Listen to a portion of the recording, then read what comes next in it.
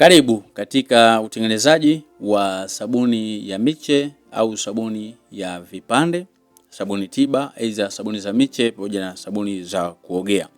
Karibu sana kwenye ujasiriamali. Kumbuka kwamba unaweza ukawa mjasiriamali popote pale ulipo, na kwa wale ambao wanapenda kujifunza zaidi, tumeandalia madarasa yao WhatsApp, lakini pia tumewaandalia vitabu.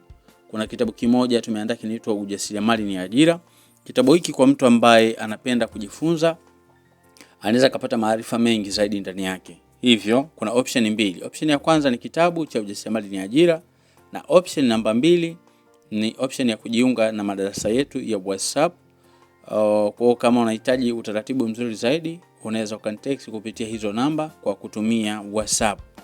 Karibu sana msikilizaji.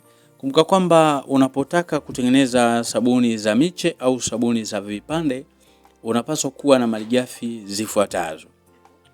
Malighafi kubwa na malighafi ya kwanza ambayo utatakiwa kuwa nayo ni mafuta yenye asili ya kuganda.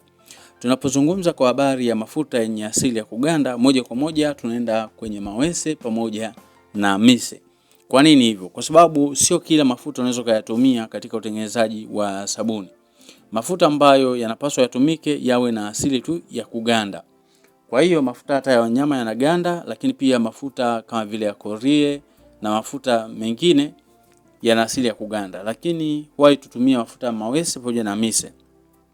Hii inatokana na upatikanaji wake kirahisi, lakini pia inatokana na unafuu wa bei. Kwa hiyo mafuta ambayo utayatumia msikilizaji, kulingana na eneo ulipo, utatumia mafuta ya mise au mafuta ya mawese.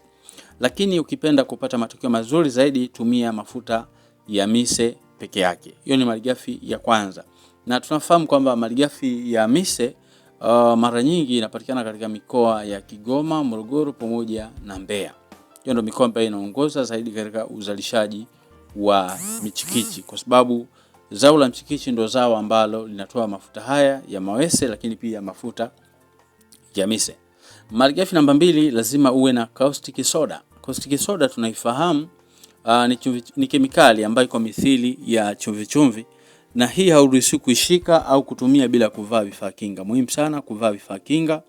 Kwa hiyo kujisitiri, kuchukua tahadhari, na ikitokea kwa bahati mbaya imekudondokea katika sehemu yoyote ya mwili, basi ni vizuri unaweza ukachukua maji safi ukaosha hilo eneo ambalo limedondokewa na kemikali hiyo ya caustic soda na kuosha, na itapoa muda huo huo.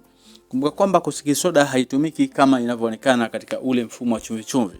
Lazima iandaliwe kutoka kwenye caustic soda iwe caustic solution. Na hapa lazima tutumie ratio. Lazima tuwe na ratio za maji, lakini pia tuwe na ratio za caustic soda. Kwa hiyo kwenye kitabu nimeelezea, lakini pia kwa wale ambao katika madarasa yangu wanajifunza hatua kwa hatua. Hivyo basi, baada ya hapo utaiandaa siku moja kabla ya uzalishaji. Kama unatengeneza sabuni siku ya kesho, basi leo hakikisha kwamba umeandaa caustic soda kuwa caustic solution.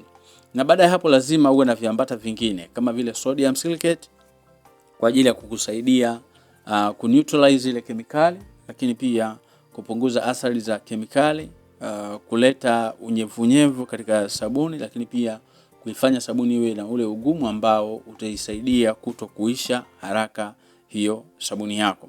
Lakini pia lazima uwe na glycerin, vile vile muhimu zaidi uwe na perfume. Na kwa wale ambao wanapenda kupata volume kubwa ya ujazo wa sabuni, ikiwa hupati faida haswa kwa watu kama hao, mara nyingi tunatumia sodium carbonate kwa ajili ya kuongeza ile volume ya sabuni yetu kwa ajili ya kupata ongezeko la miche au vipande. Kwa hiyo kwa kujifunza zaidi, namba za simu nimekuandikia hapo.